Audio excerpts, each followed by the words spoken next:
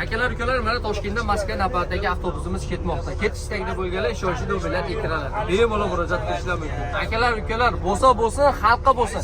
Faqat bir kun 24-mart kuni 650 ming so'mdan Pryomoy Toshkentda o'zida shu komfortabelniy avtobusda skidka bo'lyapti.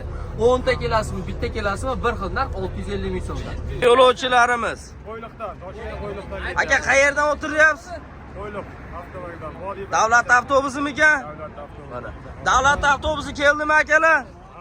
Davlat avtobusi keldimi akalar? Aldov bo'lmayaptimi? Hamma yo'q. Aziz yurtdoshlar, Toshkent Moskva, Moskva Toshkent kelmoqchi bo'lgan ukalarimizga Primoy restoranini tavsiya qilamiz. Bu esa birinchi avtobus, ikkinchi avtobus. Mana yo'lovchilarimiz mana o'z joyiga o'tirib boryapti. Davlat tomonidan qo'yilgan avtobuslarimiz endi esa xizmatinglarda haftada 4 marta kelmoqchi mana Toshkentdan Primoy ketmoqchi bo'lsalar, telefon qilaverasizlar. Avtobus ichki holatini ko'rsatib boramiz. O'zimiz Qo'yliqdan to'lib mana chiqib ketmoqda. Kimda kim kelmoqchi bo'lsa, bemalol telefon qilib batafsil ma'lumotlarni olaverasizlar.